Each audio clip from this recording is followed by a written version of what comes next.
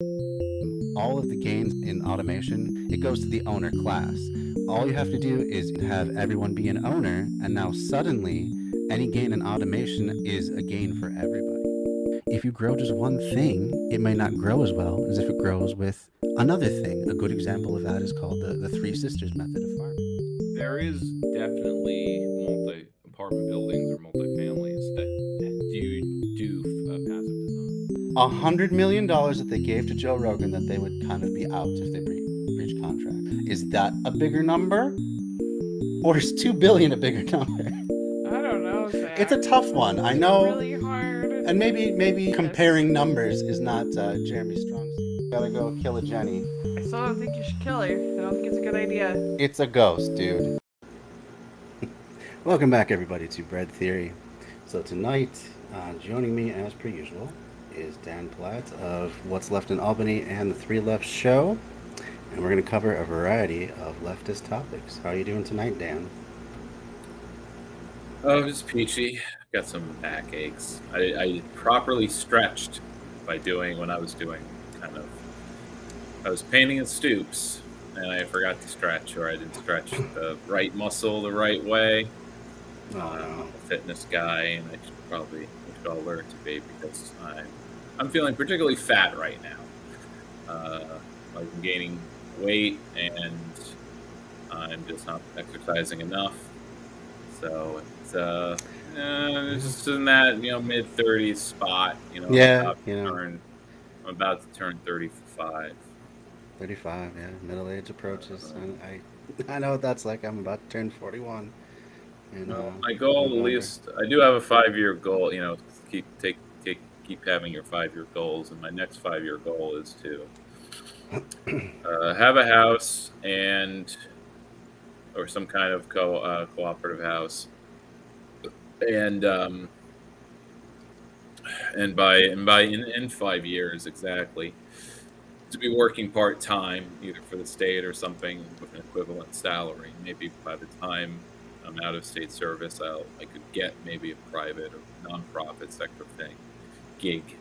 Um, that's integrated with what I'm doing, I guess, with the radio station. I guess 5 years is also kind of maybe when I will stop doing the radio station. So I'm giving myself 5 years to really like kind of so I'm motivated Pass to the keep torch. pushing things forward as well as passing the torch. Yes, I mean I never. I it's one of those things where I did not want to step up for this, but there was just no one else, and it really Right. sucks when there's no one else, and it means. But I think by at least in a year, I'll delegate enough responsibilities that it doesn't feel like it's all on me, and then the other side is. Um, Train enough people so that I can step back and someone else can be program coordinator. There you But it go. all depends on how the executive director wants to restructure things and how does he want to do them. And he's kind of talked to me about there being a station committee, which is made up of people who are running the station and board members. Um, but particularly at the moment, it's kind of all producers, but I want at least one person who is not a producer, and they could be the one that works on the underwriting because I think somebody who does not have the part-time job of producing a show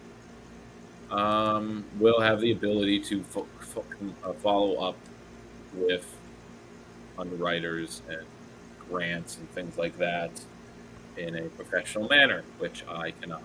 And that's kind of why I procrastinate, as well as keeping up with volunteers and maybe recruiting new ones. Which again, but otherwise, our outreach has been kind of successful this summer, as That's far as great. having a new list to work with, fresh one, There you go. and I'm starting, like somebody, but of course, it's always kind of odd, when somebody messages the station page and says, "I'd like to have a show," and that's it. That's the Just out message. of the blue. Like, how do I get a show? Give me a show.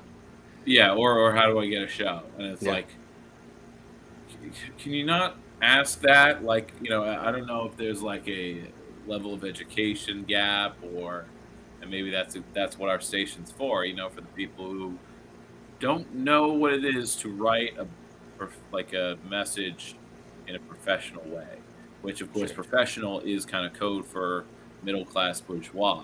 So True. it's I have to fight that, I guess, every time somebody messages me and English isn't their second language, or they just say, "How do I get on the air?" Or it's like it comes on a tone like I don't know how to read it. Like, are you coming off like are you coming here with like an air of entitlement about it? Like Yeah. it should be easy, right? Or something what kind of mindset are they coming in with? Yeah. Once I think I start talking to them, and it's makes sense and real people. But when it's just a random Facebook message where it's like, this could be a bot for all I know, but Yeah, you what just have to know bot how to take it. can I have a show on your station? That's not really a bot message, but Not usually. it's written like a bot because it's simple. It's just like 12 Not really words, any context. Yeah, there's no Could context. be interpreted about many ways. Who Yeah. are you? Yeah. And I asked for theirs like, well, the first step is giving me an email so I can send you an application. And they gave an email, which sounds like they already have a show. And then I need to ask the hard screening question, which is, do you actually live in my area? Because if you just found their station and you just want to play your show, that's not how things are going to work. We want people to be local, or at least in the region. Which is why, like, I want to reach out to a podcast in Maine, Troy, called Ironweeds, and they're leftists that do a podcast, and it's pretty good. It's kind of state oriented, or just general leftist talk. But I wouldn't mind having it. But they would have to be up to mixing it up with our system, as well as editing the fucks out of the show that they say. They didn't say a lot. I didn't listen to the full episode, but if there is like one fuck every 10, 20 minutes, it's got to find it. Right. But otherwise, the show was clean. It's just that random F-bomb. It's funny. All or nothing, sometimes it's just people drop F-bombs and the FCC just doesn't give a shit.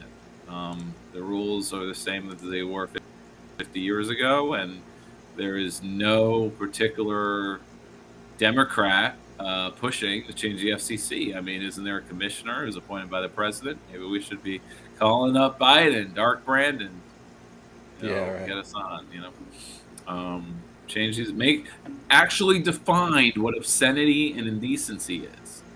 To say, it's what the local community finds is indecent, but community in this case is the U.S. government. Like, sure. And then it goes. It's pretty circular when you actually look at the text, and even the FCC themselves, insultingly, on their site, like when it comes to their insanity page, like how they define it, they say, we just go by the court decision from the 70s, which is you know it when you see it. So if you think you see obscenity, let us know. We'll investigate. We just don't want to be investigated. So it's like you gotta be conservative, pretty much, in your cultural output, even when you're not. And you're not a conservative news station or whatever, but you have to take on the cultural attitudes of the conservatives.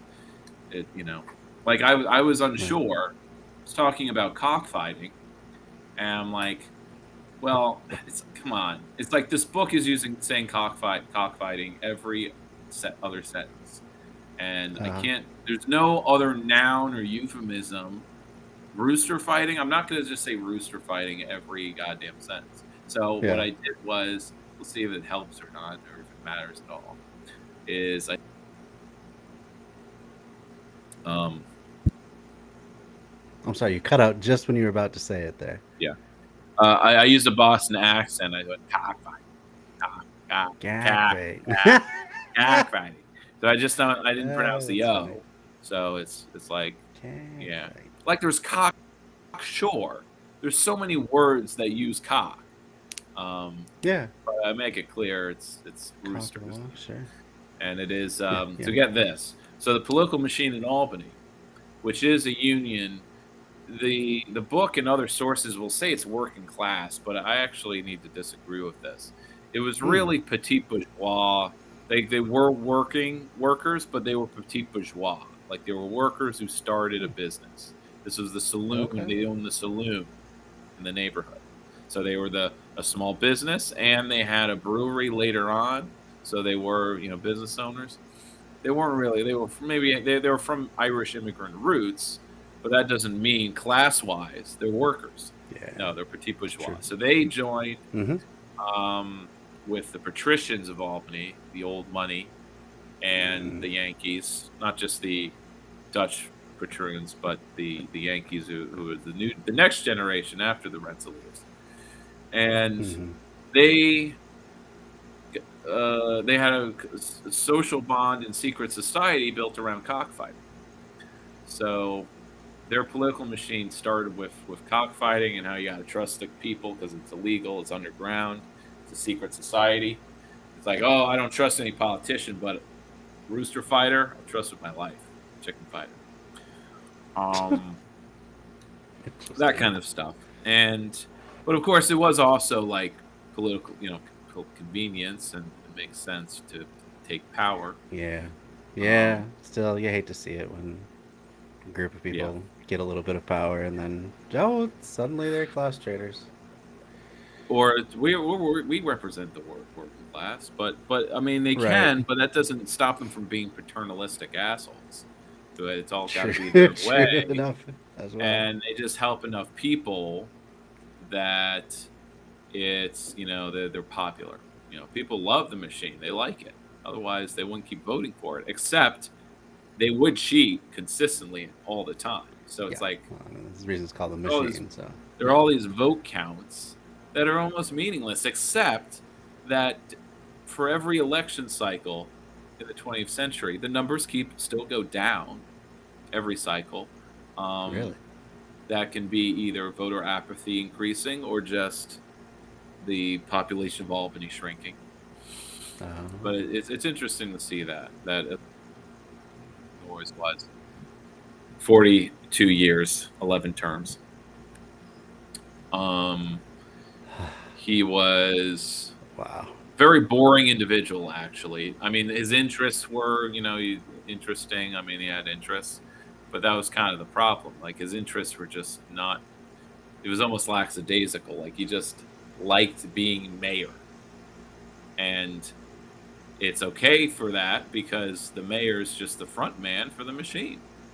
So and wouldn't you know, a lot of politics works that way. But I have a video. It's 2 minutes. It's very short. Well, let's just go in order. Just throw them up, and we'll have a time. It's the first one. Labor Day Eve. Labor Day. Okay. There we go. So we have when the housing crisis breaks the political spectrum. Okay. Yeah. Sounds good. This is what we left off with last time. It's Ode to Urbanity, if you recall, but they're the urbanist site that gets on my nerves out of all of them because they're consummate libs, but they are constantly misrepresenting things. Smug and wrong, my favorite combo. Right, yes, you remember. Correct, you remember. I think it was about Induced to Man last time. Oh, sure. And so you're gonna love this because I was having a time watching it. All right, and this is the longest one tonight, I think. So let's go. Start out strong. If there's anything we find encouraging about the future of housing affordability, it's that the Yes in My Backyard pro-housing movement crosses political and ideological lines. This week, 3 bills making big changes in how Montana cities handle zoning passed through the House with broad margins and bipartisan support. Unfortunately, the Not in My Backyard activists who oppose housing and neighborhood change are also pretty diverse politically. I have seen a city of renters, and it's terrible. My constituents did not elect me to line the pockets of developers, to gut zoning regulations, and ignore the wishes of our cities and towns. In this video, we're going to cover pro-housing and anti-housing positions from 4 different political perspectives. The environmentalist case for YIMBYism is that denser development is us. just better for the environment. It's That's what I'm gonna say. No, I'm just saying let's see how well they represent each of those points of view. Oh yeah, okay. I'll That's it. I'm a little spacey. I think I have had a little CBD today. So Okay, fair enough. Fair enough. sounds counterintuitive given the trope of cities as concrete jungles, but building more compactly and building up are very effective strategies for paving over less forests, farmland, and otherwise ecologically valuable land. If Brooklyn had the density of Staten Island, it would take up almost 5 times more land than it currently does. Letting people live closer to things makes walking, cycling, and transit more practical, allowing them to leave cars for trips where they're really needed. Motor vehicles spew all sorts of things into the air that give people cancer, respiratory diseases, and other health problems, on top of contributing to climate change. One study from California found that urban infill development, allowing more homes where people already live, is one of the best strategies to decrease greenhouse gas emissions. pause that. Environmentalism. So what annoys me about this is it's very unfocused about like the arguments they're giving. I guess the point is that they're giving a diverse set of arguments, but like it seems like a smattering of randomness about like the car pollution and density. Right. So they're just they can't just stick with one thing. And they Yeah. use a graph that says infill development is what is most sustainable as far as like low impact. Not high rises, not developer housing, just infill Yeah. housing. Infill Yeah. housing is Taking not up the vacant lots, yeah. yeah, it's land that's already there and Mhm. developed already, development ready. Right. And I know like the general like case they're making overall is just gut zoning and local control so that capitalism can do its thing. They're at the end of the day free marketeers. Yeah, that's for sure. And that's sort of what pisses me off about them because they make it sound so rational based on this, and this, but it's rapid fire. Like if it was just half a minute, and if you'd asked me Right. what their argument was, I don't think I could tell you. I saw car exhaust. Okay, they're saying there's less driving. They show I know it's a box. It's just meant to be all box stores, but it's an IKEA. Like what does IKEA Yeah. have to do with anything? It's just like it's very Right. unfocused to me. Yeah. And when they were talking about IKEA, they're like, save the car for trips that you really need it. So does that mean going to IKEA? Or does that mean, like, they didn't show an example of a trip you need a car Everyone for. who drives every trip basically says that's a trip that I needed a car for. Yeah. I guess. It's just the way they phrase things, and Yeah. I think It's a bit of a gish gallop, you know. yeah, and it feels like a gish gallop because it's just they say like I think they're like if we rewind, they start with just a density argument. It's about Right. increasing density, which of Right. course is very broad, very vague. Yeah. There are good kinds and bad kinds of density. Yes, there are. There's just they like they use a factoid about if Brooklyn was as dense as Staten Island, it had to be 5 times big. And my mind just races with like, well, not all land use is the same. Not all Right. what is ecologically valuable land versus financially valuable land. That's was why gonna say- Brooklyn is denser than Staten Island. Right. You're not Also, going to how many- force Staten Island to be denser just for the sake of what? Density, yeah. Denser housing does not mean affordable housing. I know Not that's like necessarily, that no. Yeah. that should flow, right? But in a Right. market economy, it doesn't. Yeah. The denser, more walkable, and more urbanist an area is, the more expensive it is.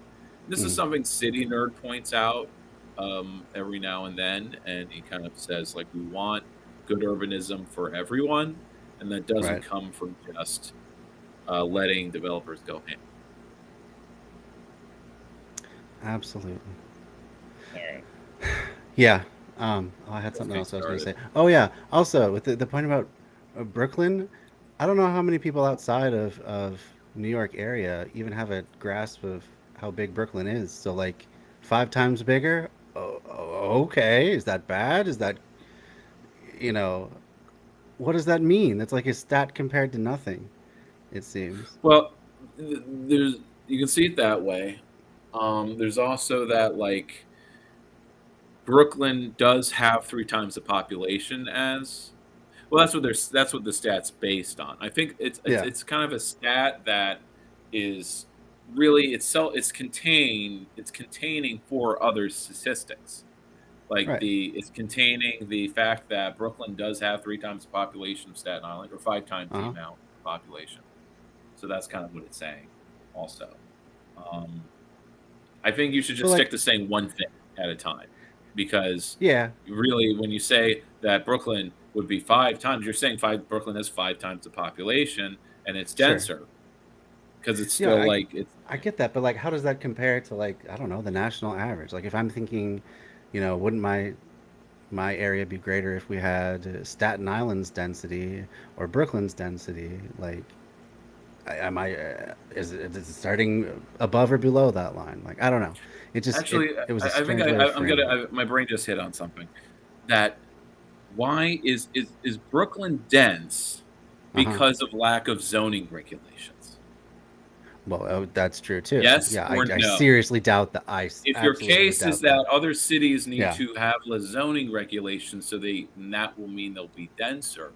That's the yeah. thing that's keeping buildings from going taller, line going up. Mm-hmm. But is that the case in Brooklyn? Is that the case in these denser parts of the country? Right. No, they were built that way before there were zoning regs.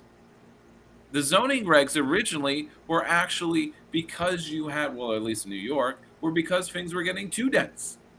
It was to Mm. say, no, you Yeah. actually have to cut do your wedding cake so at least a little bit, at least when it's noon, sun hits Right. the We get ground. some sun. There's Yeah, some like shaft of air that comes down to every tenement unit, right, you're right. that sort of thing. Uh, But yeah. Anyway. so it's like it's like an argument that's there's if we were masturbators, we would have just the right analysis, but alas, I've let those skills.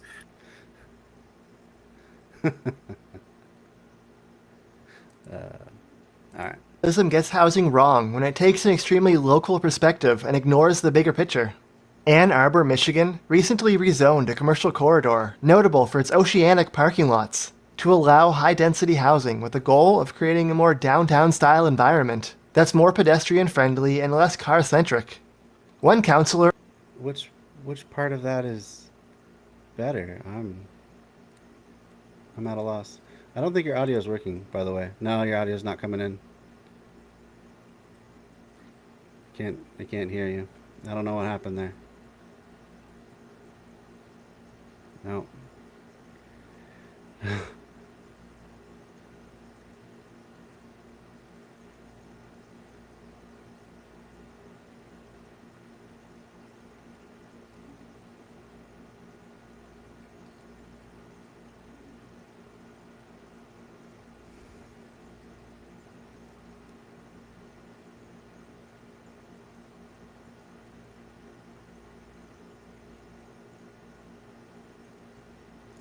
Well, Dan works that out. We'll just continue on. But like, you look at one shopping complex compared to another. I don't even see where they're. Is this lower corner here that they're even talking How about? about now? Like, where is this? Ah, okay, you're finally back. Well, I think they're showing us how it is. Now, where is the Okay, so this is residential how it going to is. go? Is it going to go in the parking lots? Well, I guess you that's a got to good you got to question redo, you for got it. to put in actual streets first. Right. Like how is this going to work? But I think the idea is that any leftover land there, which doesn't seem to exist, unless you Mm, subdivide the plots for the plazas and say now we're going to make some new lots that residential can go in. How yeah. is this working? Like how is a rezone enough? I don't know, because really to do anything major with zoning, you'd have to knock down all the strip malls and rebuild them up. That's the idea, I Just think, to that a start with. developer would be big at, like, to say, to make this plot worthwhile, to make it mixed use, I basically need to Yeah. rehab the strip mall. Like, And, I mean, it's blank been slate it done. It's all. been done. We're not saying it can't be done. Yeah, no, I'm sure it can be done, but it's But pretty. I guess You it know, has to be you're tearing rezoned down buildings to first. put up new But buildings you rather see, than if just. a developer wanted to do that, they would get a variance, you know, like they would put in their proposal. And would this counselor say, no way, Jose, you don't get to put in residential in here because this is a commercial corridor. It's just meant to be shopping. Yeah. As if shopping hard to needed to say. be separated. Separating commercial from residential zones is just weird. That's right. I mean, it's only It is. weird in that car-based infrastructure, basically. That's like, oh, there's all the people that are driving to live in a place are not the same people driving to shop at a place. So it might as well be a Right. separate third space. Might as well just keep them apart. Yeah. Keep everyone moving, everyone consuming. Oppose the changes. The craze to fill our city with new residents overlooks the fact that every person we bring here brings their carbon footprint. This makes no sense. Carbon doesn't get counted according to city boundaries, and people moving to a higher density, less car-centric neighborhood. Except for if you're redeveloping stuff, that does have a carbon impact. Now you could say in the long term, maybe if people are driving less, then it's mitigated, but to say that it has no effect, people moving places, that's not true. Yeah, and people's carbon impact is not just what they're individually doing, right? But True. This quote from the counselor just smacks as something made up, like, or misquoted or missing context. There was the little ellipsis to start it off here. with too. We're not doing our journalistic diligence to find, like, to look up what they've really said, but I'm sure, like, to say people bring their carbon footprint with them. I don't know. I don't know what he's talking about. And yeah, city council people can be pretty dumb too. That's also true. But there's usually some real rationale behind it that is interest based. So there's some interest in not wanting more development or something. But again, it's like for a race for new residents, right? For more tax revenue, we're basically going to outprice people already here. That's probably what they could be on about. And that's something that Other Urbanity does not address whatsoever. They basically say it never comes you got to in. buck it up for the greater Never good, factors in. essentially. Yeah, right. And it'll be better for you in the long run, but that's a lie. Yeah, just wait a generation, and then the housing stock will be old enough you can finally afford it again, and you can come back. Yeah, something like that. But I also kind of like it doesn't have the same moral impact, but like a kind of let's say Avatar jet. It's like, we're gonna free this people of this valley. I'm like, who would be free? They're dead. They're gonna be dead. Or I mean, actually no, it's real life. I mean, we have to destroy the city to save it. And that was the motto of the highway builders. And I think similarly, it's also the motto of the real estate industry. We have to destroy the city to save it. And, and there, we could do infill development, which is, as the graph shows, the most sustainable thing. But we want to build new mixed-use lifestyle centers, exactly, off the highway on ramp. Right. Yeah, everyone just clustered around that. All right, moving on. Are going to have a lower carbon lifestyle on average. Another environmentalism hazard is focusing too much on aesthetics and seeing green things, which can lead someone to think that the monoculture, manicured lawns of suburbia are the pinnacle of environmentalism. Even more urban environmentalists are not immune to prioritizing aesthetics over function. Like a straw man. A former city... Yeah, a little bit. I can't, unless they show an example like they did with the counselor of someone saying, there's more trees in suburbia, it's environmentalist. That's such a straw man. What environmental activist, right, or housing advocate, or is NIMBY, is, I guess there are some dumb suburban NIMBYs that talk like that. Yeah. Because they think any development is paving over stuff, which, right, it's kind of true. Not untrue.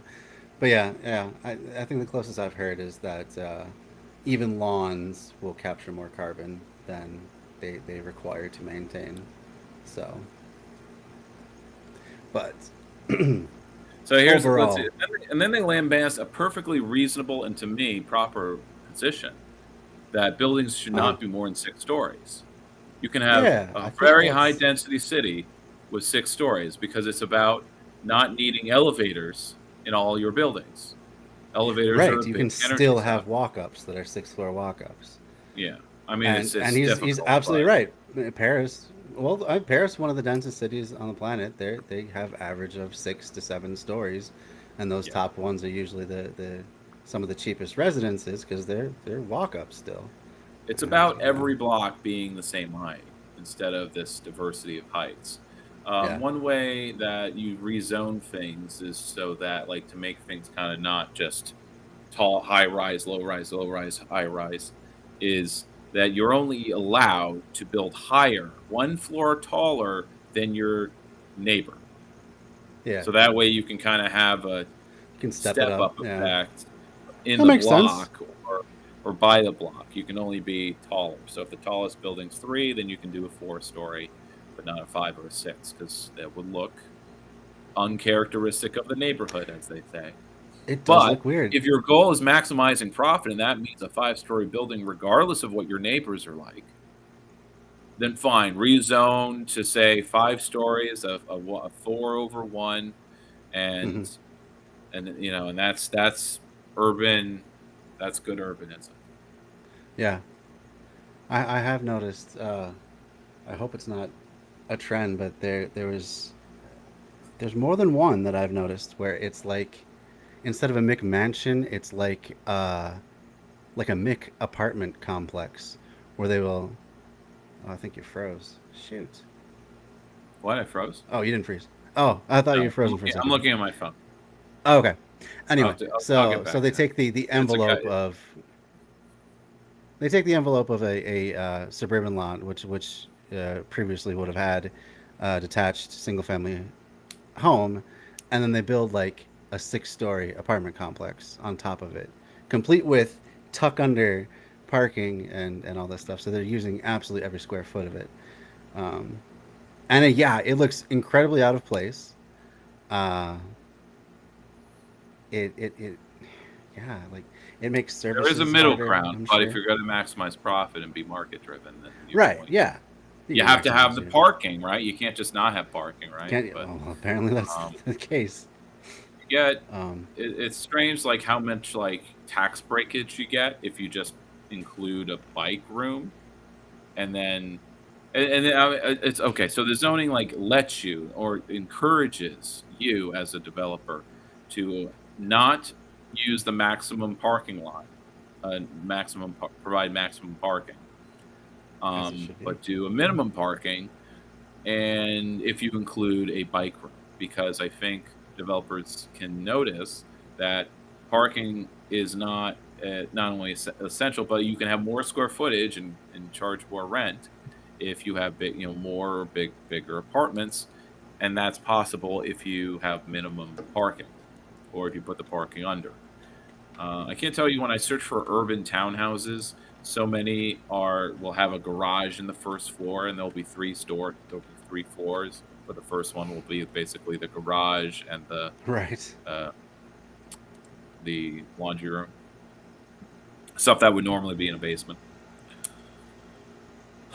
Yeah, definitely do not want to go for that. So let's keep going. Yeah, definitely. The next straw man. The councillor in Ottawa recently declared that no building should be higher than the highest tree, which he declared to be 6 stories. The conservative case for YIMBYism is that dense, Are they gonna mixed-use say, wait, neighborhoods are just the traditional way that cities and towns were Hold on, built hold on. for as why long. that's wrong? Just I think we're just supposed to laugh at that, but that's not Yes. wrong. There are a few And trees that's that grow right. higher than That's the 60 feet. smugness. That's the smugness we're talking about. That they just Yeah. present things and they do not give a case. Even when it's a straw man, they don't give a case why it's wrong. No, They you were say just it's supposed to wrong. meant to. Why is it wrong to think Yeah. every building could be 6 floors and that's enough, especially density Yeah. ones? Well, it You go definitely to is. There's plenty. Montreal and the whole city is missing middle, and that's Mhm. what the 6 floors are. It's missing middle. Missing middle is mostly 3 floors too, so it's not Mhm. even 6. But 6 is double that. Yeah. Don't you want Right. missing middle? Isn't that what this is about? No, it's about luxury condos, is it? Or Exactly. you know. Maximizing that Florida area. Anyway, now let's get into the Right. conservatives. Let's see how they strong make conservatives. Okay. Long as human settlements existed, until the radical suburban experiment of top-down planning and one-size-fits-all approaches to housing. Neighborhoods built before modern zoning were based on organic growth according to the needs of individuals and households. So, for example, if your retired parents are getting older, you can build a secondary suite in your backyard That's for what it them. was, right? This is not legal on Individuals and most land in households. most cities. So another gripe is they're falling into every liberal, every bullheaded neoliberal narrative that there's no such thing as society. There are only individuals and their families. They're saying, "Oh, we Right. didn't have before zoning. People just kind of did things, Yeah. and it was their individual, and it was by family unit." Yeah. Get out of here with that. That is Uh-huh. so ahistorical. It's so stupid. It makes me like I can't take anything like these two Canucks seriously because of just how wrong their history is with statements. All right. Yeah. everything makes me upset. Under modern zoning. Taller apartment buildings might or might not be for you, but they're only financially viable in a city where there's demand and need for them. Traditional mixed-use main Demand streets are and more need. conducive to smaller and more local business. You said demand and what? Demand and need? Yeah. That's still there. Isn't that redundant? But A little bit. Businesses. And more traditional compact urban forms allow children more independence in physical activity without needing to be driven everywhere. Conservatism gets housing and density wrong when it turns exclusionary. Modern housing regulations almost always prioritize larger so homes apparently that take that more. case there, that was conservatism. To say, I guess pre-modern, we must return to before modernity. We must Right. reject modernity, embrace tradition. So that was their conservative case. I guess so. I don't know. But it doesn't sound like any real conservative to me. No, definitely not. Because what Conservatives conservatives only ever talk about- conserve is what they're showing right now. Yeah. What they want to conserve is their land value that's been artificially inflated generation after Mid-century. generation. Because conservatives are capitalists. And in Yeah. the 40s and 50s, capitalists were cars go vroom. Right. And these old buildings, whether they be masterpieces or not, are in the way of my profit making. As we are a country that has massive economic growth. We're riding high. We're the highest we're ever going to be. And so it was leftists, it was commies who were saying, "Stop! Let's preserve some of our neighborhood." Right. And you're Yeah. going to say the leftists were the conservatives, the progressives? Okay. I don't know. So the political spectrum as well is just super whack. Right. Yeah. Makes no sense. Land and cost more money. And that's appealing to a lot of people as a method of government-enforced economic segregation. Why do we want a bunch of poor people in Alexandria anyway? No one does, except city council. So they can tax the property and live their progressive dream of turning us into a mini San Francisco. This exclusionary instinct often targets renters. And I've seen cities of renters, and it's ugly. It's unkept.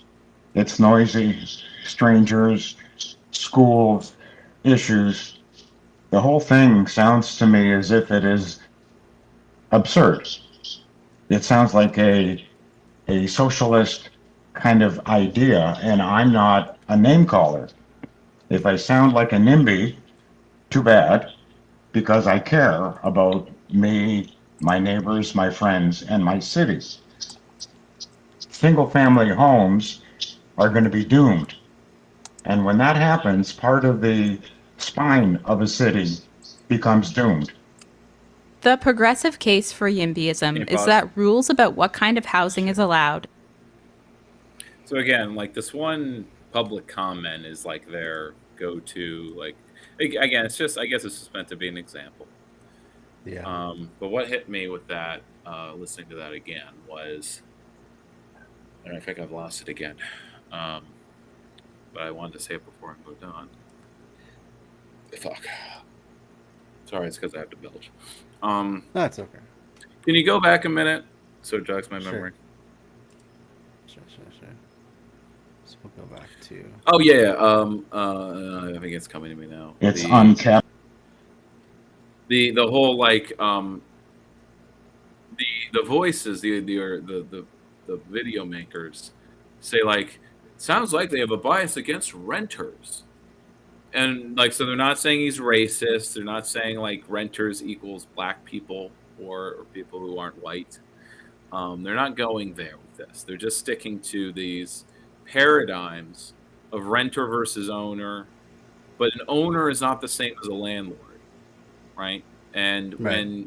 when people like this or white, middle class people talk of land being a single family or a single home, what I hear is, well, or rather, what I'm reminded of is the embodied meaning that you don't own your property unless it's a single family home. If it's multifamily, it is you're renting / you are under the thumb of a landlord with an owner, right? And you have all this paradigm of blue collar landlords. These are the ones where their margins are tight. They're making so little profit because they're just middle class and they only have 1 or 2 units or 5 or 10, but they don't have hundreds of units. So they're not a landlord. Yeah. Is someone with Yeah. hundreds. No, Yeah. those are the real estate tycoons. But I'm not a real estate tycoon. I just have That's a few right. units. And I what's just have so a bad few about- investment properties. Yes. What's so bad about that? It's my income. And besides, but the whole, like, remember, like the socialism in America was blunted by the ideology of mass home ownership, so that when people own something individually, as a capitalist would, they're all little petite capitalists. They're all petite bourgeois now, because even though it's just through a home, they are technically a landowner, and they're going to collect an income on it, whether mostly in the form of their mortgage. It's just in a big lump sum, right? Instead of along the opposite direction. Right. But you only get your money back, or your return on investment, or your income, aka the mortgage, if your property value goes up, which is to say, you need to create surplus value. So it makes every homeowner is a petite bourgeois, and Right. so I guess it is socialist to want a city of renters, but your rent is more your fee for your taxes for being a resident of a locality where your housing is either provided or low cost or whatever. And that's usually it's going to be done through non-market housing, which is going to be denser than single families. But it doesn't have to be.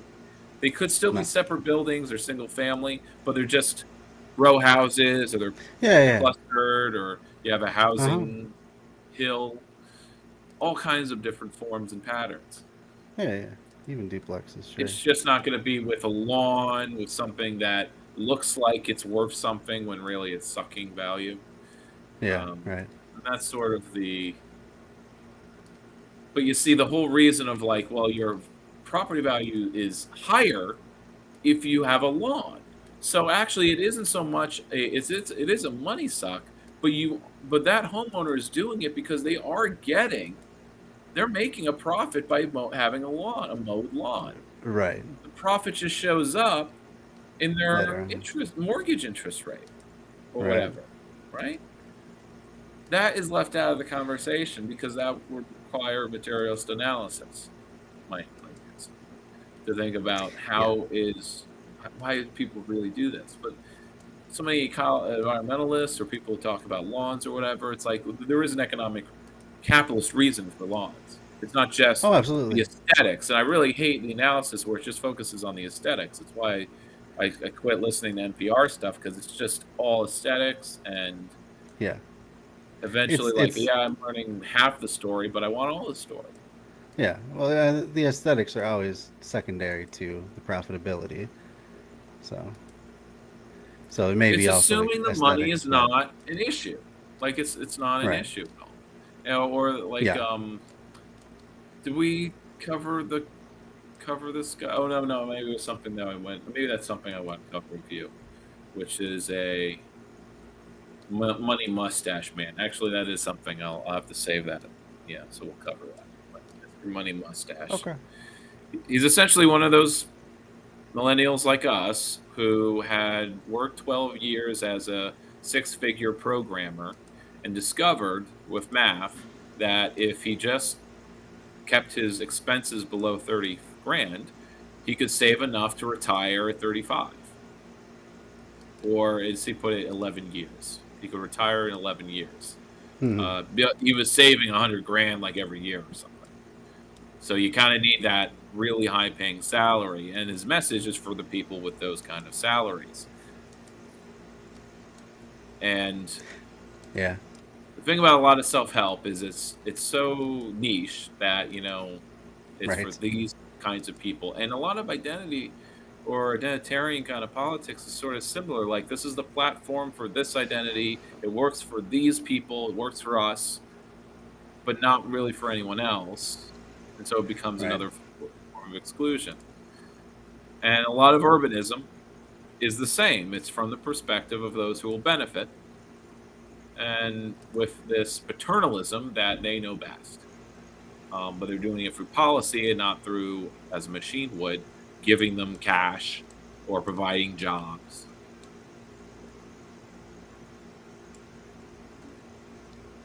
Mm-hmm. All right, you move forward. I don't need to rewatch it Sure. for the next part. For YIMBYism Progressive. is that rules about what kind of housing is allowed and where fundamentally reinforce economic inequality. Through zoning, you are effectively banned from building anything other than a mansion in Toronto's Bridle Path neighborhood. Some recent citywide reforms make it a little better, but you still can't build apartments.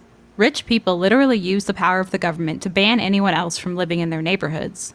Mansion zoning is the most egregious case, but most cities reserve most land for only single-family detached homes, the most expensive type of housing, limiting apartment buildings, both tall and short, to small sections of the city, often near highways or arterial roads.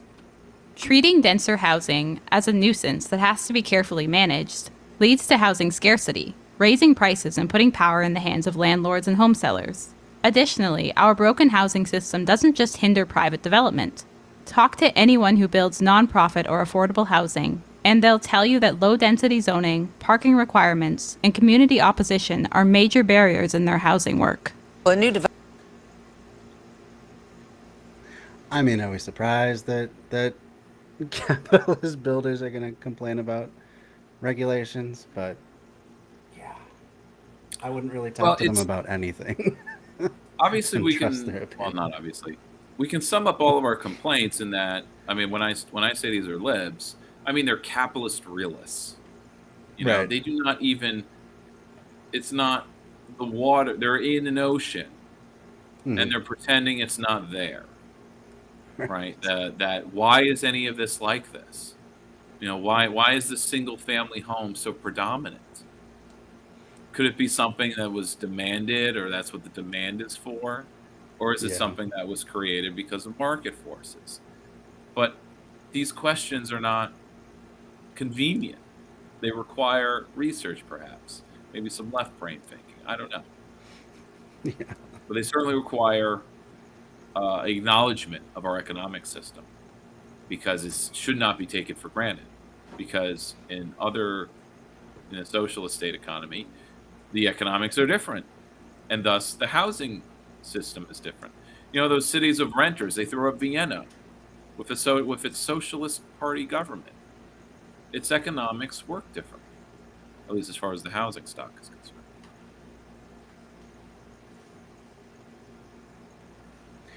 Yeah, indeed. But Sorry, that just comes from, like, if we tax the rich enough, then we can provide a just welfare state. Yeah.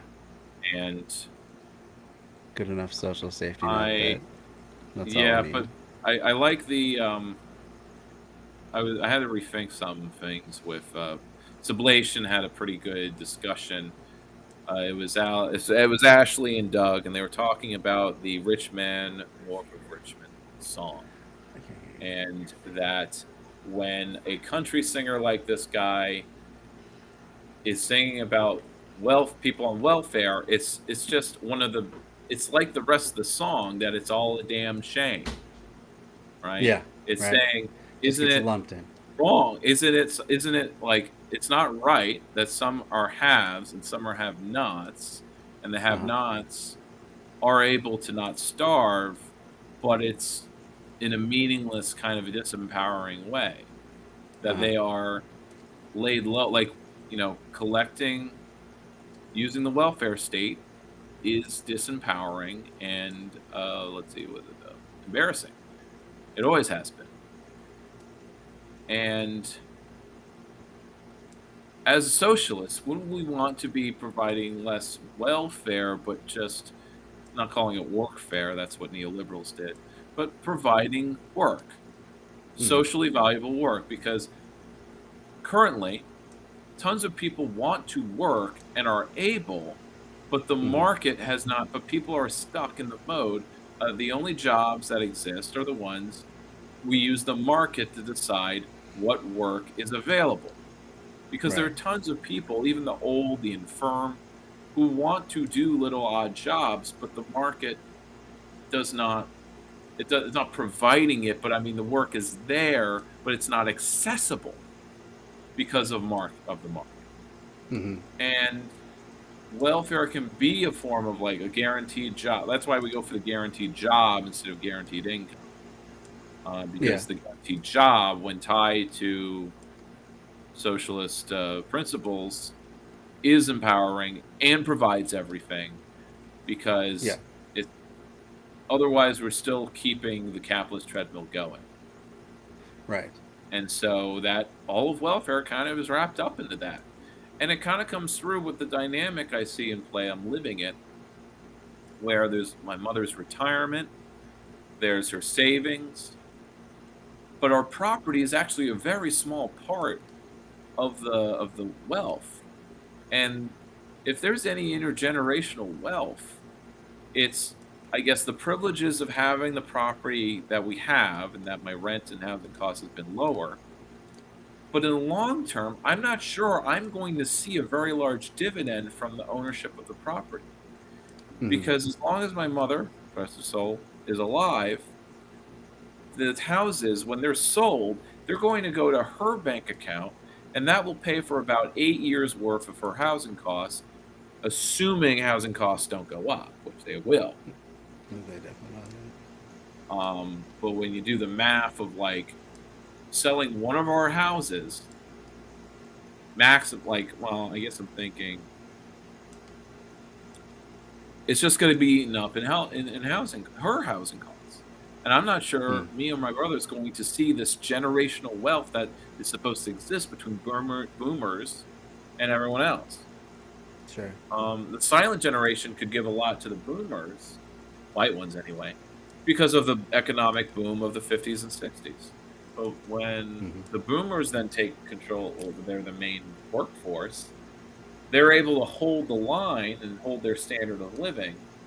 But everyone else's standard of living is going to go down, especially the dynamic I see, and I'm complaining about her, I shouldn't be, but it's not a complaint. It's just acknowledgement that she's going to keep up her standard of living, the amount of space she wants to have. And that means I don't know what savings is going to be left. There shouldn't be. It's her money, right? She saved it. It's her money. Right. But the houses are supposed to be the generational wealth, but of course, as long as the trust is her. It doesn't go into trust until she's gone. But it's like, but that leads to the whole, like, you killed someone for money, for property, for inheritance, all those kind of stories. Sure. Yeah. Supposed to be human nature, but really, is it human nature? with inheritance laws. But I wanted to plug in that little rant about the. It's I think it's a fine song, the Northmen. North of Richmond. It's just we just complain Really? because it's not like an IWW anthem. Sure. But the IWW, Yeah. you know, the I don't workers' anthem. It struck me as a rather right libertarian way of looking at things. Basically, heaping all your troubles on the government and people benefiting from the government, and Yeah, that's true. not really ever considering why the government is the way it is. You know, who's pulling the strings of the government? You know, who's bought? Yes, that's true. But at government, the same so. time, we're kind of the leftists aren't really. We're not even in the culture war. It feels like because the ground of the anti-authoritarian voice of the disenfranchised. It's these right wingers, and yeah, it's because he has a friend who connected him in. So all the right wingers were playing a song all at once. Yes. We need a left wing version of that. That takes decades to build, as far as from where I'm standing. But it would be it would go fast. Yeah. If more people were involved with it, and not Well, true. basically in their little leftist, their little Twitch silos. One of the videos I think I shared is President Sunday speaking to this, or not knowing what to do about it, but he knows what the problem is. Yeah, well, I mean, I think you hit on a point there, is that all the greatest, you know, truly leftist anthems have come from on the ground organizing and, you know, actually fighting against capitalists and capital interests. So, well, the main thrust of the left these days is online and kind of fractured and scattered across the country, as, you know, even you and I are. On projects. We're on our projects. Yeah. It's unlikely that we're going to get a lot of really great stuff. Like, there was some good stuff that came out of Occupy. I can't remember the artist name, but it was called The Frayed Winds or something like that. Really great, you know, true class conscious song. It came Well, out yeah, of I mean, Occupy. I bought we had this set called the Occupy This Album, and it was 4 discs, it was 4 albums worth of music, which I play all the time. And it's a mixed bag to me, because some of it's radical and some of it's kind of more like, it ends with like a woman saying, "Call your congressman." Well, sure. I mean, that's Occupy in a nutshell as well. It was gained its generational focus, though. so. You have the older folk musicians doing their songs, Right. and then who are inspired, but and then you have the not Killer Mike. Well, you know what I mean. Yeah, but yeah, we don't even have like a Rage Against the Machine type band that has that level of prominence anymore. So Yeah, I would assume I like if this things joke really that got Rage going. Against the Machine basically sat out the odds. You know, like they burned themselves and sat out. I think really it was all Zach that. De La Rocha got just so disenfranchised with It not was there sitting it out, finding the not change that he producing. was hoping. Yeah, Yeah. well, that, but like also not producing music for a whole decade and a half or longer. Yeah, Or I mean, maybe they just stopped making. They're separate artists now. yeah. Tom Morello does his own thing, but that's what allows right wingers to like Rage Against the Machine. I think if they kept producing music, they would have been producing relevant music that isn't stuck in the '90s when the right was kind of in power, but also feeling like they started feeling like they weren't for once. Post Reagan, I guess. Post W. I mean, post HW. Mm-hmm. All right, Yeah. let's keep going. Yeah. Development in Orleans that includes affordable housing units will be delayed because of a parking issue. Some suggesting, though, it's not really about parking, it's about keeping affordable housing out of the neighborhood. Oh, no, I'm not against affordable housing at all. It's just, I think there's other places that would probably be a little bit better. Progressivism gets housing wrong when it rejects incremental progress in favor of idealism that perpetuates the status doesn't quo. tell you anything. I don't know, like what that does not say what this woman is about. Like, No, does she mean she's just a basic I mean, NIMBY, like, or like, you know, again, I know it's a lot of we could just, oh, I've heard this before. It shouldn't, can't it just be somewhere else? Would it be migrant housing or a homeless yeah, shelter? Oh, can it would be better somewhere else. So it's yeah. just assuming they're racist classists, but like I don't I don't. know. We don't know everything about this project. No, I mean it just seems like you're center of the line, Joe Brandon sort of Democrat. Like, oh sure, I like some of those things, but I'm Not just here. gonna say the words and never want it. Yeah, certainly Yeah. not near me. So how this I is don't. progressive, I'm I not know really it's even more sure. like with what Boomer's case, people improvements. I know it's like they can acknowledge the superiority of Medicaid for all, but like they don't care enough because they've always had insurance, and Right? Yeah, it's never to been a them it struggle for doesn't them. seem important enough. Like when I met, like when talking about my politics with mom again, because we were having a tete-a-tete. Yeah. She's moving, so she wants to get in all the conversation she can, I think. And she was like, but you had, like, I was talking about how disillusioned I was by Obamacare and the Obama terms. It's like, but you had insurance, referring to how like I had 3 more years from Obamacare, or that I had insurance, period. I'm like, Mhm. so I wouldn't care about, like, why should I care about Medicaid for all if I have insurance?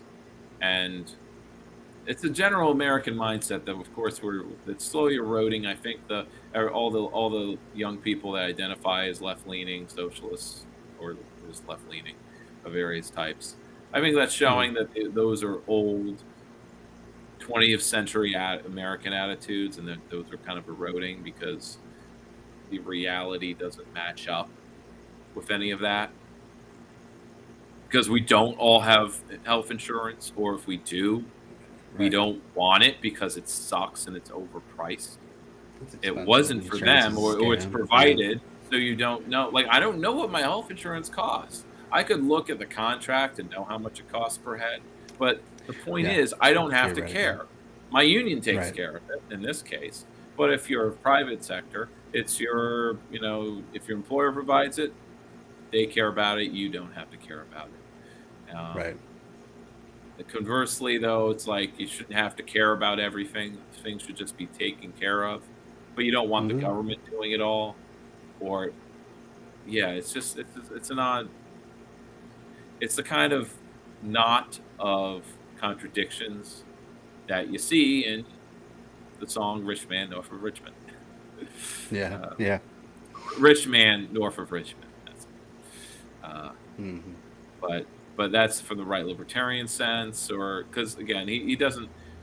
That's just the right libertarian mind ethos is just the default American. When it Yeah, comes down kind to of. it. A vague sense Unless of they're government city screwing you folk, over. and then you add in liberal values, Yeah. but not too much government. Right. Right. Because the liberals were for the Reagan agenda too. That's why it's neoliberalism, not just neocons. Absolutely. Oh yeah. All right. Let's finish up the video here. Oh. The Arizona Senate Democrats spoke out against state-level housing reforms by saying that Housing plans that upend our cities and towns' local control is a non-starter. Our motto cannot be that a $300,000 house is cheaper than a $500,000 house.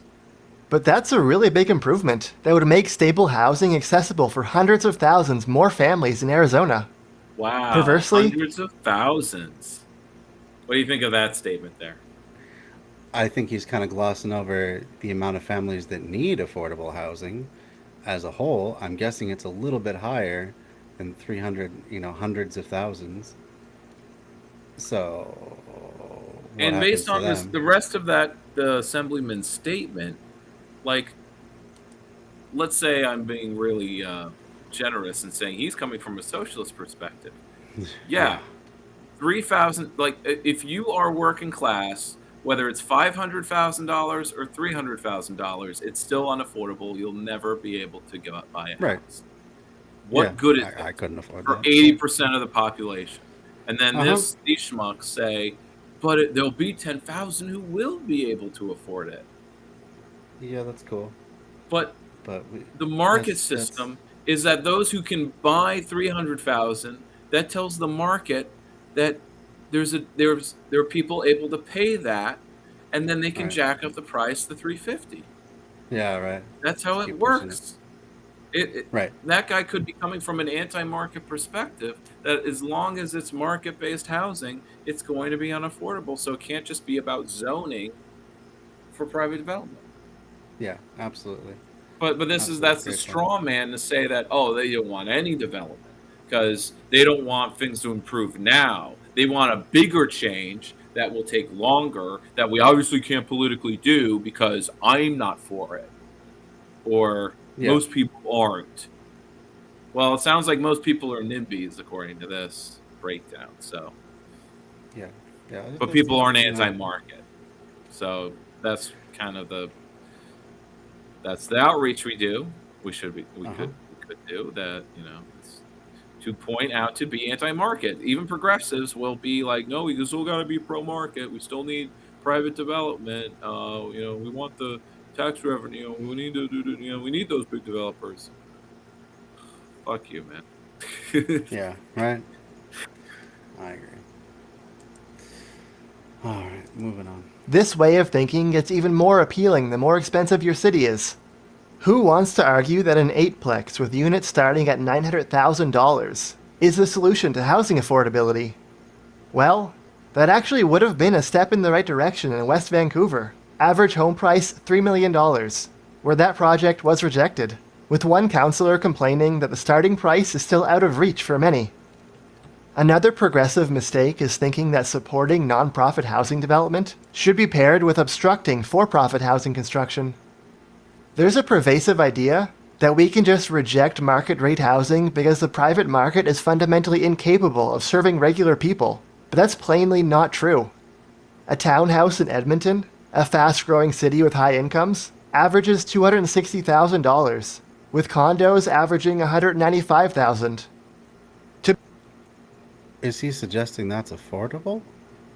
Yes, To I believe average people? that's the intent of that sentence there. I think that's the intent. Like that just I don't get this channel. I don't know who their audience is. The people who agree with them apparently think that 200 grand is like achievable Uh-huh. I don't know if it's achievable for me. I mean, that's my upper asking price is like 190, but that's Me because as well. I haven't checked in with how much my mortgage could be based on my salary of 39 grand. Well, and also, And I that's mean, and I'm still below the median line. right. But I don't want half my paycheck going to housing because that's apparently affordable means you can afford it.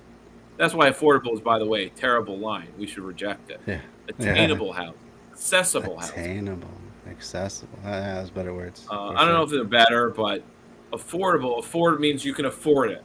Yeah, you're paying half your income, You can but afford you it. can afford it.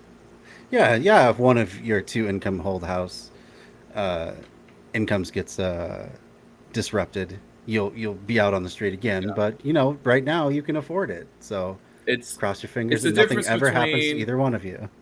Yeah, it's the difference between like being alive and what's that usual trope where it's like, look, I don't want to just survive. Oh yeah, the difference between surviving and living. Yeah, or thriving. Yeah, I've heard it that way too. And these neolibs seem to argue that people should just be happy. Like we just want people to survive. Yeah, right. And that means we need a fusion between socialism and capitalism. Ooh, yes. But we can That point to magic middle point. Yeah. There's a good well, I don't know if it's good, but there's like a Keem video about that. And I like this. There's a particular meme that's really simple where you take socialism and capitalism and socialism, and you put them together. You take the ism of socialism and capitalism, and it still says capitalism. I've seen that one. That's essentially what you're doing. Yeah, pretty much. Because it's the front word that matters, not whether it's an ideology. It's the front word Right. you care about changing. And that's but the hybrid is, we're keeping the ideology, but we're also keeping capital. Right. That's funny. All right. To be clear, this does not solve every housing problem or eliminate homelessness, but it's fundamentally more functional for middle and even lower income housing compared to high-cost cities where housing has gone completely off the rails. The libertarian case for YIMBYism is that zoning And and is that land only use... because of zoning? I hate these people. It's like the whole argument that housing's expensive because of zoning restrictions. Now, obviously, that's not all their videos. It's not their only thing they harp on. But this is what, like, because it's bite-sized, I guess, this is what they have to stick with. I guess It's such a conversation ender. It But, limits the conversation. Yeah, because their solution for everything is just open up zoning and allow markets. It's kind of the all of the above energy policy sort of thing, but for The housing. all of the above, right. Yeah. So just let the market unleash all the creative power of the market and the nonprofit and the governmental, and we'll all just solve it together. And it's like, no, not how it ends up happening in reality. But let's hear the libertarian case. regulations are some of the most blatant infringements on freedom and property rights in North America. Why does your city government get to dictate how big your lawn is, or prevent you from redeveloping your property into a multiplex or apartment building? Why are there building codes? Why can't I wire my entire house on my own and have the most flammable yet lowest cost material available to line every wall that I have and just have exposed wiring everywhere? Why not? It's my property. It's just a for instance. But that also goes for the rest. So if anything, they're cowardly, not taking any position except to say that these straw man versions of the political spectrum are silly and misguided at best. Well done. What's worse, the economic research is clear that these burdensome land use regulations hinder economic growth by making job markets less efficient. We do become more... Oh, that's a stomach churning turn of phrase. Makes job markets less efficient, meaning we have a more difficult time exploiting the hell out of all the labor that we can get our hands on and just churning them through the meat grinder. The expectation of having euphemisms fresh meat abound with these guys. Oh, that's gross. But let's continue. Productive when we are surrounded by a maelstrom of economic activity. People for us to work with, to learn from, to sell to buy from. Despite their inclusive rhetoric, high-opportunity cities like New York and San Francisco effectively exclude large classes of people from living there through their dysfunctional housing markets. Liberalizing land use regulations might be one of the best policies out there to promote economic mobility. I know of no pathway out of poverty into prosperity that does not run through city streets. Allowing more compact development patterns is also good for city finances. Forcibly spreading people out inflates cities' infrastructure liabilities. Libertarianism or free market conservatism gets housing wrong when it prioritizes local control rather than freedom. Colorado House Republicans oppose state-level housing reforms to legalize more. Before we get into the weeds of whether we're actually for direct democracy or not. Another thing that hits me is that they can hold up, or they should be holding up right. New York City is one of the densest cities on the continent. Mm-hmm. Is lack of zoning, of the right zoning, the problem with New York City? That's also an unaffordable. They say that San Fran, well, maybe San Fran has definitely its own neighborhoods, but New York kind of does too, but it's not like anything is limited. Maybe in Queens, there's single family homes. So maybe they're talking about that, but like, how is New York City development or affordability curtailed by zoning? It's a good question. I would doubt it is. But I mean, really, if you want to make the huge reductionist argument that all we got to do is liberalize zoning, and then all our problems are solved. All you have to do is look at Houston, which doesn't have zoning laws, and And where yet the it looks median, just the same as the rest. yeah, and the Good median point, man. home Good point. median home price is still $331,000 as of Oh, but that's less than the 2023. $500,000 in Toronto, Zach. well, so I guess that's progress. Well, we should celebrate it. But that is interesting. Maybe Houston's a special case, but that's actually a kind of an argument that a lot of our zoning's kind of bullshit as far as like its impact. That the market would do what it wants. It would build these plans, these land uses, regardless of what the laws were. Yeah, right. The laws were created because of specific exploitative practices that were bad enough that enough got upset about, particularly other capitalists, to want zoning. And in Houston, that wasn't the case because I guess you could always just dump pollution to where the pores were or something. I don't know. Actually, I don't know. Why does Houston not have any zoning? Why was there no industrial tension between the polluters and the rich people who lived in Houston, in the city? Maybe did the rich of Houston never actually live near the city proper where the factories were, so they didn't care about land use rules? Yeah. But anyway, we don't need a research project unless you're curious. Oh. But yeah, so look this is where I actually get really sticky with, because as I grow older, I don't grow more conservative, but I do grow more statist and maybe centralist. But I do believe in direct democracy, but within like a centralizing framework somehow.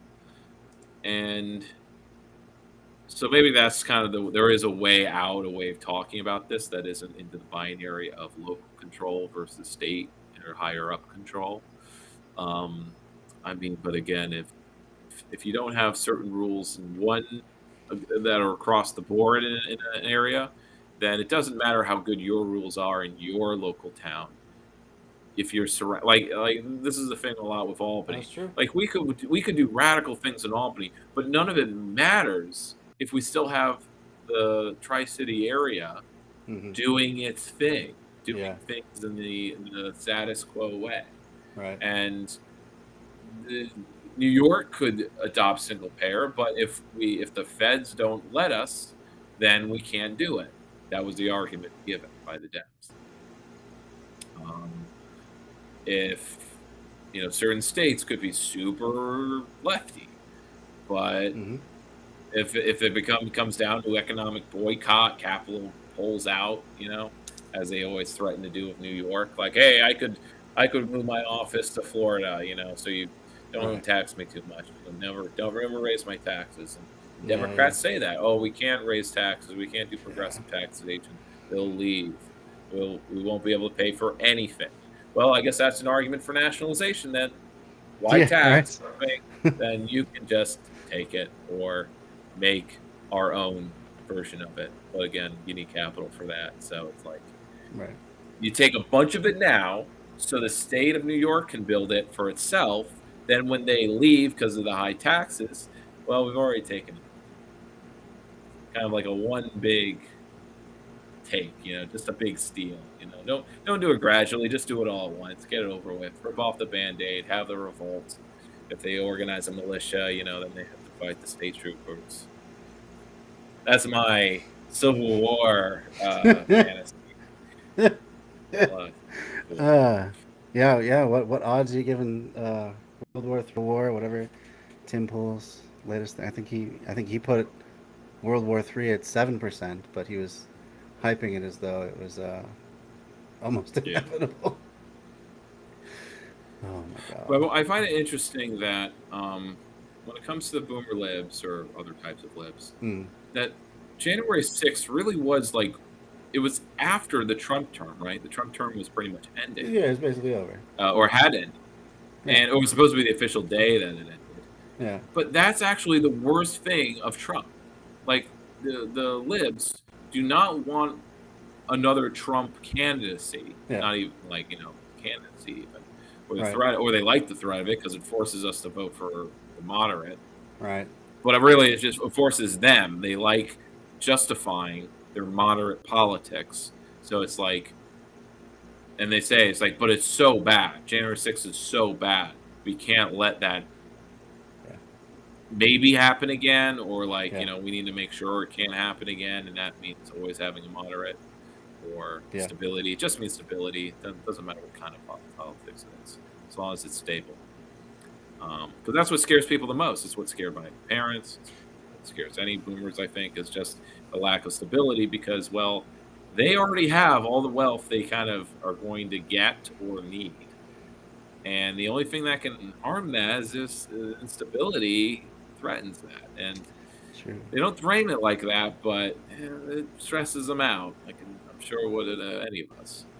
But that's sort of why our platform kind of needs to include them almost. It's not offer them something new, but to say you'll still retain everything you have if you let us carry out our agenda and not think it's, well, that I don't know. I'm getting off rails because it's like they don't disagree with the platform, but they just know that it will like lose elections and the right will take power.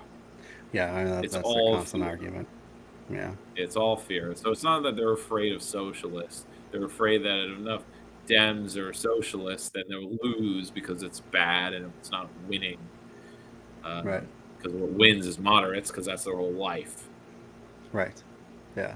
Because their lifetime, the winner was the moderate, the person who makes compromises. It's all post 9/11 that partisanship is even a thing, and that everyone who was born or came of age after 9/11, like us, we don't care about moderation. No.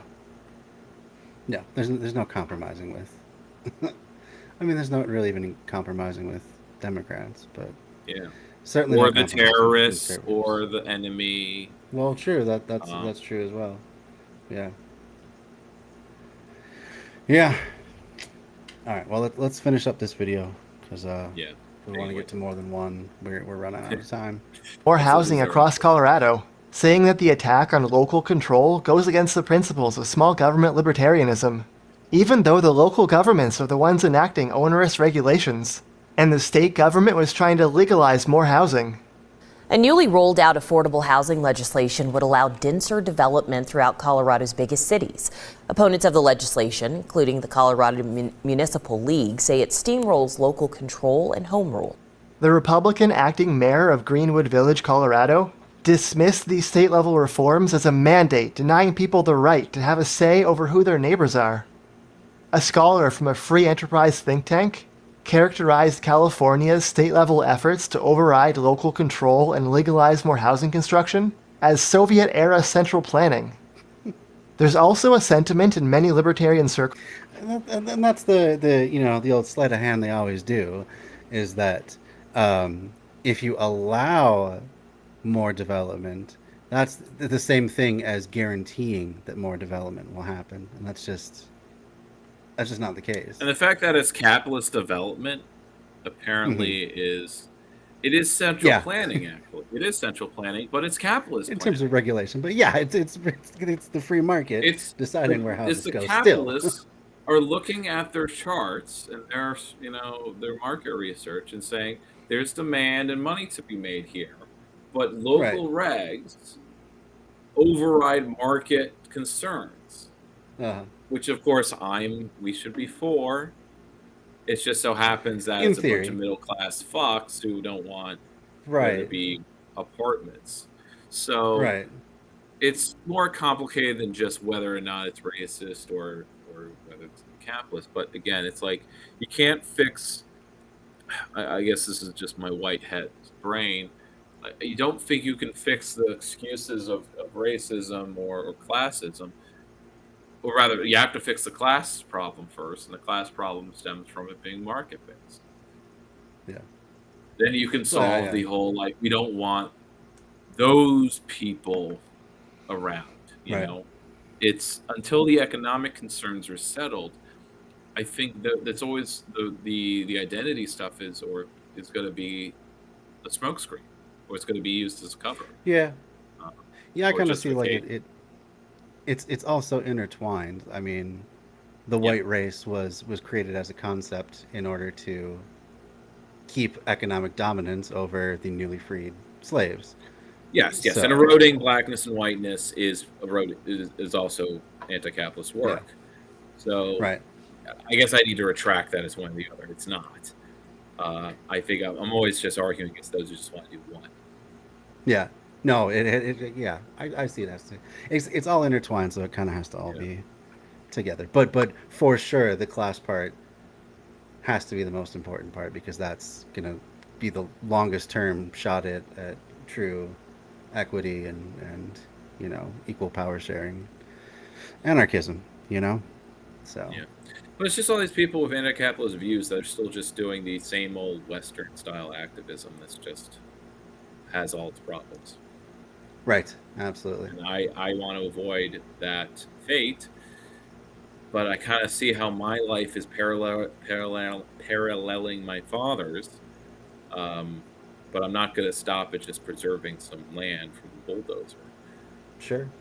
But that's what it feels like with my little community project, that I can build it out for decades and I'll have an impact. But it feels like treading water when the market's chugging away.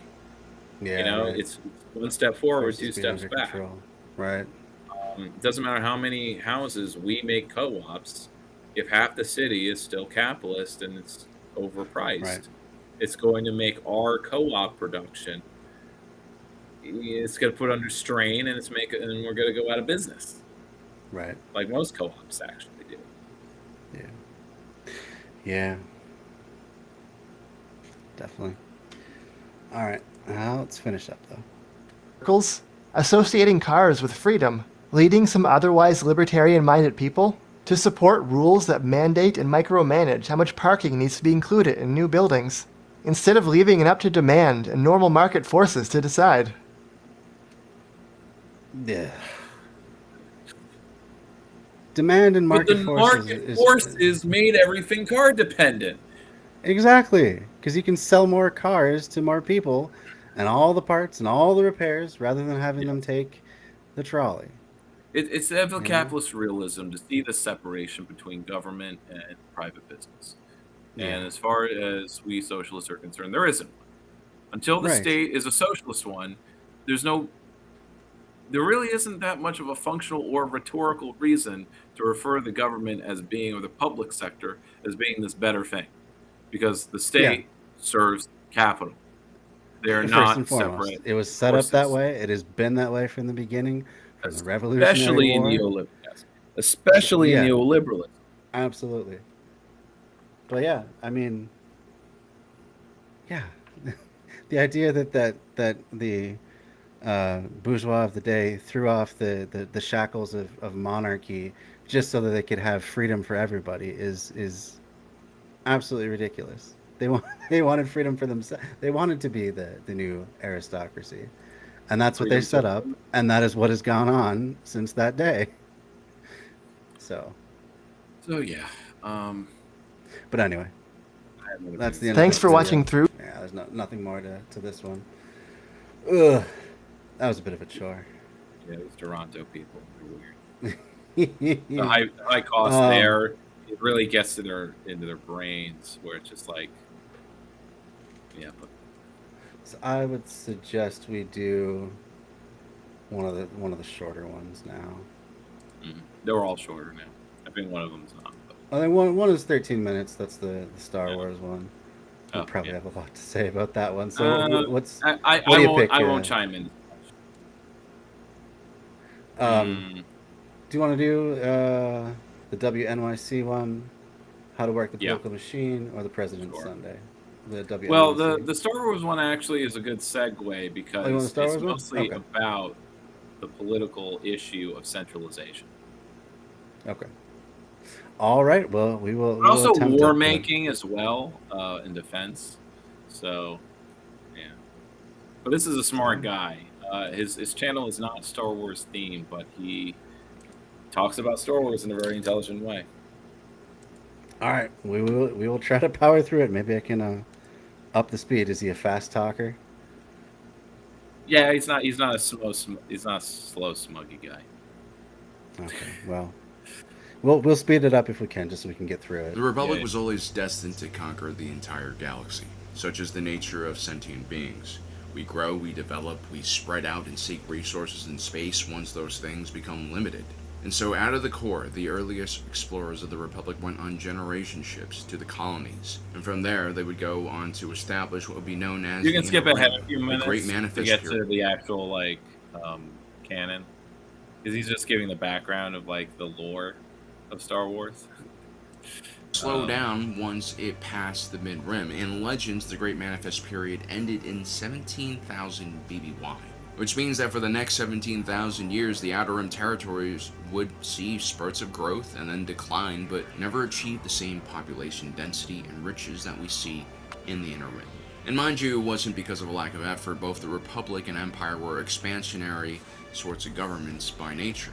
Sure, they had different ideologies and policies for growth, which failed in equally spectacular ways, but both governments understood the importance of the Outer Rim. Actually, the Sith Empire did the best job at creating growth in the Outer Rim, but that was simply because they had to escape the Jedi and Republic onslaught after their own failed invasion of Coruscant. The destruction of Korriban and the Sith genocide that followed forced the Sith to center their operations and growth in the Outer Rim, but ultimately their own chaotic nature would bring an end to their civilization after more than 4,000 years of on and off fighting with the Jedi. With the Sith out of the picture and the Ruusan Reformation bringing a I don't more even know how the civilized Sith can era have to a the galaxy, civilization, but the Republic... we don't really see them in big groups, so...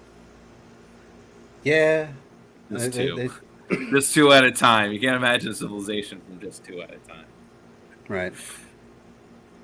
I think maybe it's more like their own fiefdoms and feudal lord areas and stuff like that. Maybe that's what they... Yeah.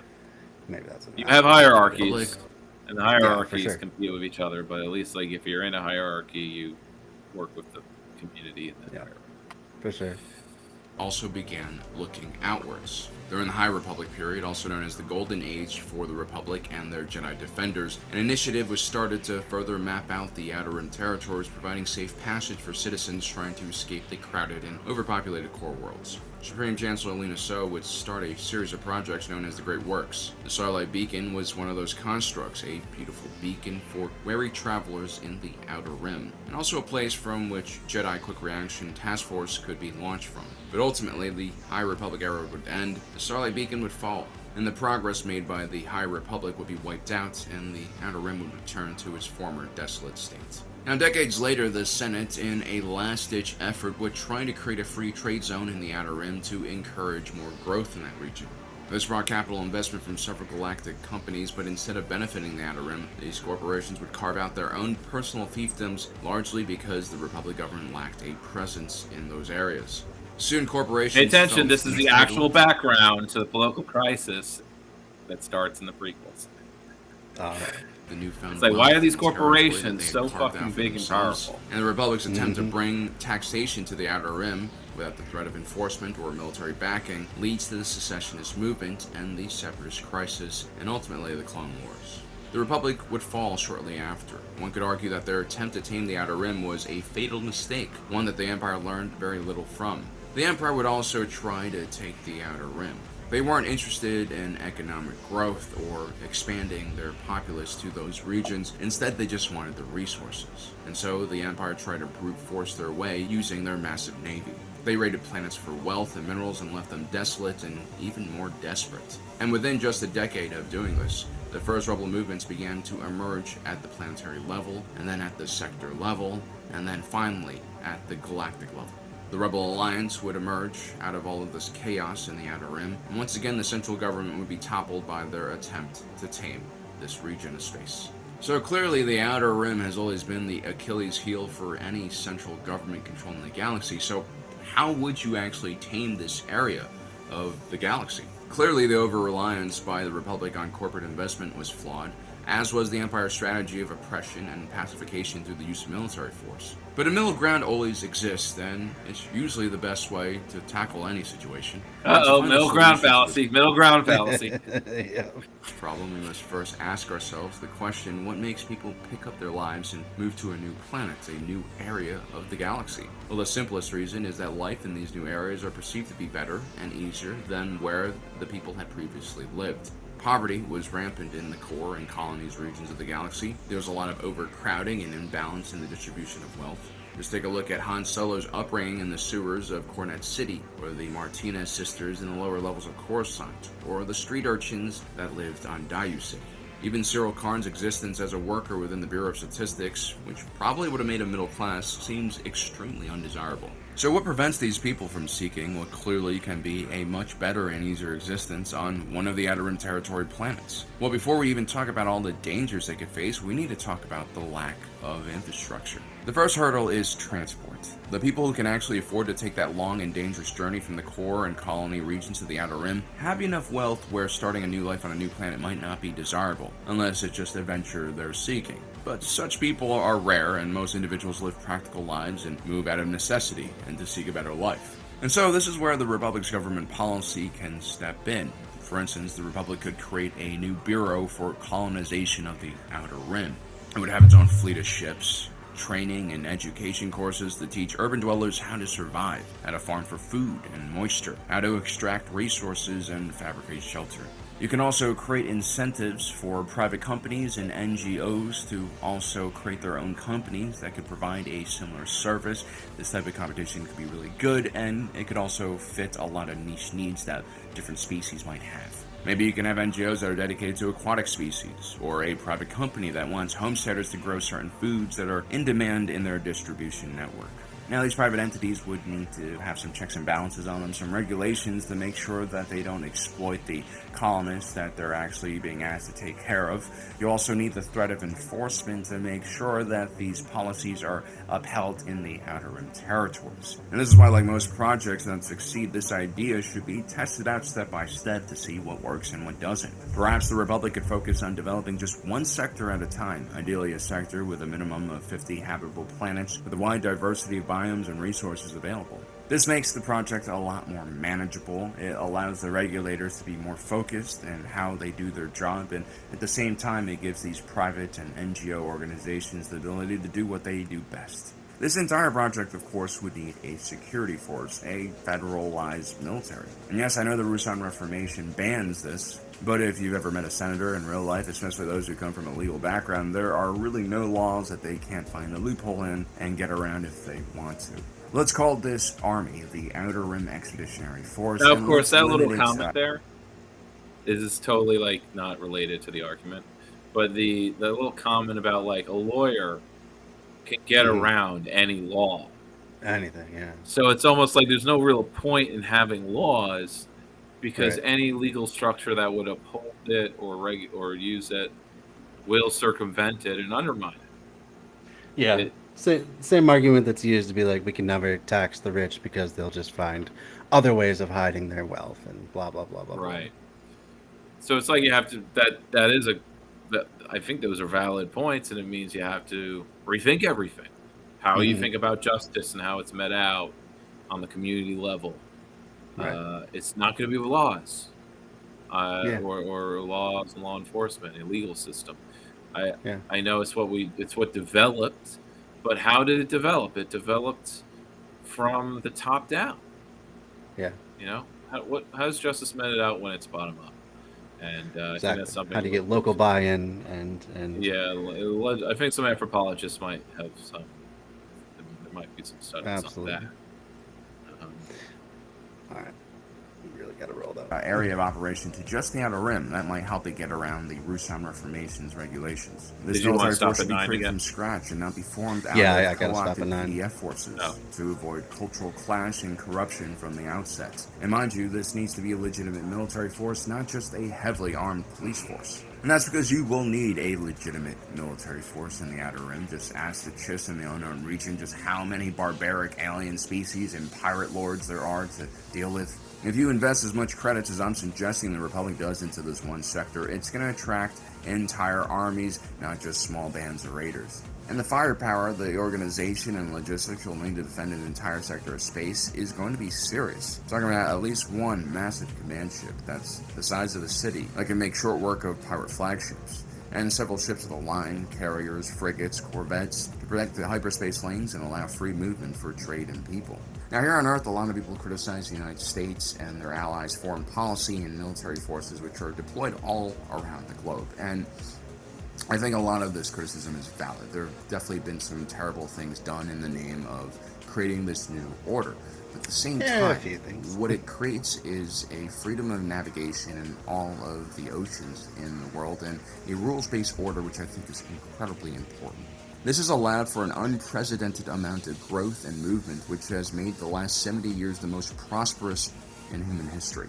And while some areas of the world have definitely suffered during this period of time, either through incompetence or malicious attempt by the American-led global order, overall, it's definitely created huge positives for the majority of humanity. That is undeniable, and it's connected many cultures and lifted billions out of abject poverty. What we really don't want to go back to is an era of protectionism and mercantilism, where the import of goods illegally from another nation resulted in death, which severely limited trade and access to goods for many countries, and also made the import of goods. Notice he's not talking about illegally Star Wars anymore. Completely. Yeah.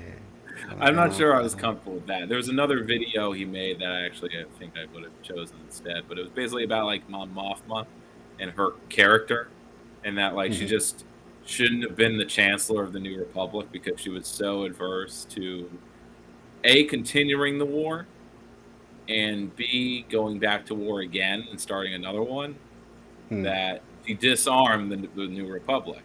Even before the war was over with the Empire, she was already disarming. Gotcha. Into another extremely dangerous. And back in those days, every sea lane outside of your own sovereign territory looked like the Somali coastline. The reality is someone needs to step in with a big stick and keep some kind of order for there to be prosperity and stability. A similar concept applies to the Outer Rim territories. A massive naval presence will also be needed to secure the Outer Rim and promote the growth that's needed there. The only way you're going to attract businesses and settlers is if they have a guarantee that they won't be robbed or kidnapped or shot at. You'll also need a ground force garrisoned on every planet, larger reserve forces in capital areas of the new sector, and yes, this needs to be separate from the Jedi and judicial peacekeepers. This is a problem that both the Republic and the Empire have made in their own history. They believe that a military and a police force can be the same thing. They really cannot. A military is a weapon and a defensive tool against outside forces. A police force like the Jedi and judicials is designed to preserve the peace and uphold the law and serve the people. These are two very separate and important jobs with different equipment and training. Not what happened, but yes. Yeah. Analysis. A radical one like ours will say that any police force is just going to serve power. Right. Serve power. That's what police is. It reinforces the current system by any means necessary. Oh yes. One entity is given both. So to our actual viewer, Lasher. Yes, we're watching the political problem of solving the political problem of Star Wars, which is actually it's more about like how to do colonization properly, which is not the problem that I actually thought this was about the demilitarizing and central authority. I think, but I mean it's where it touches on that, but it's also more about how to do colonialism. This is kind of more of a breakdown. Yeah, of colonialism. he's kind of justifying. It's like, what if Empire but good? Right, and he is smarter than that. I mean, I like that he switches between the Star Wars media clips and stuff that's real. Yeah, yeah. Well, the Andor videos are mostly concentrated on being anti-fascist, right? Right. Yeah. It's not standing up when like there's no Star Wars content that speaks to a different form, like economic form of production. It's kind of there's colonialism or there isn't, because you have an entire galaxy. Core, you have central core, which are all built up, highly industrialized, cities as big as planets or half as big, And the outer rim, which is just there's maybe a city on a planet. There's a Right. settlement. It's like the Right. Firefly type universe. And then there's a middle rim, which is kind of the middle, literally. Your Alderaans, your Naboo's, where there's again Naboo is also kind of like there's just one city. But I think it's well, I assumed mean, that there you are can other, count the underwater assume city, there's but yeah. other cities. But yeah, it's almost every you have form of government. agrarian economies, but they have droids, but it's Right. not fully But industrial. yeah, every economy is either feudalist or neoliberal. Thus, you have democracy dukes type. and counts, and Exactly. and Exactly. the what was it? The from speaking from Mandalore, it had a title of like the order. Oh yeah, the knightly order of independent regencies. Because you have all these colonies, and there's one family, and they just sort of become monarchs. And so Yeah. even when they're democrats, they're still voting for the monarch. Yeah, basically so. But yeah, we'll have to leave the video there if y'all want to check it out. It's up in the comments. And the there's a lot. channel, I'm he definitely has gonna have to- other good. It's a cool breakdown channel. I like that videos. he's I like the way he thinks, but I will. And they're all 10-minute videos. So So very good. But I'm gonna have to wrap it up here. Unlike Thought Slime, who can make a point that's takes 5 minutes, but because he has to do so much sarcasm, it takes 7. yeah. I appreciate that though.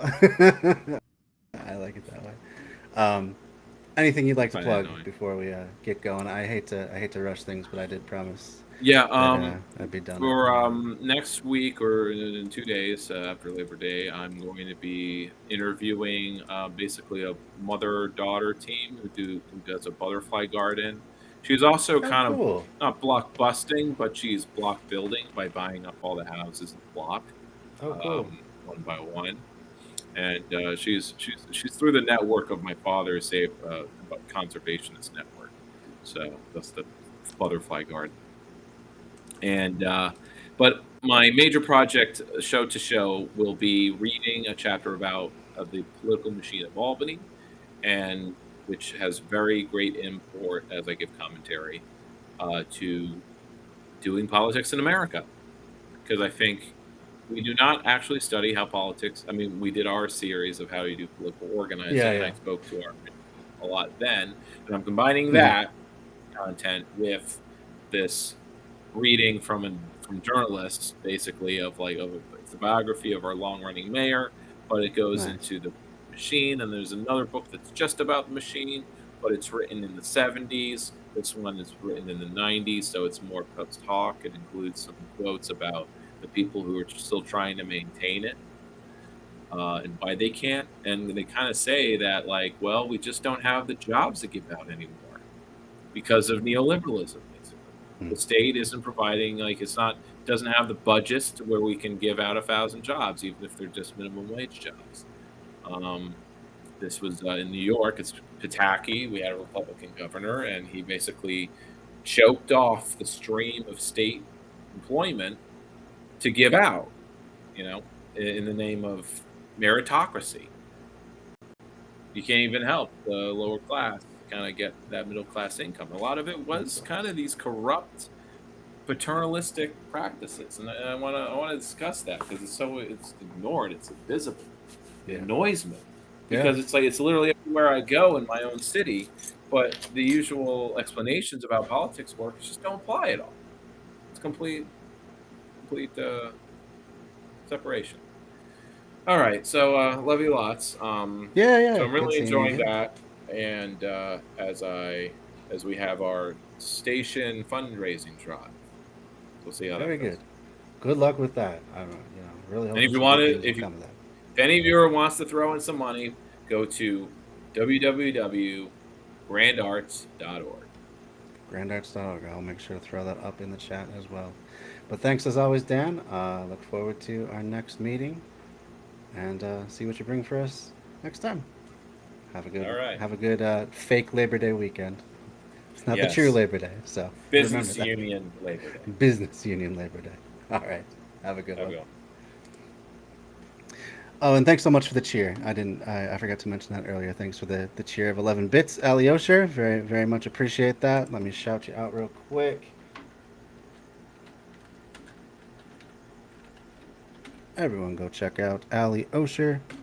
Does lots of cool commentary on the news of the day, especially political stuff, federal government things of that nature. Also, before we go, want to mention I'm officially a TikToker now. I have my first TikTok video out. It is on my journey to repurpose a wine barrel into a vertical garden. So check it out. Check out my channel. And yeah. You're welcome, Allie. And I will see you all next time. Probably not going to stream tomorrow because I'm going to the state fair.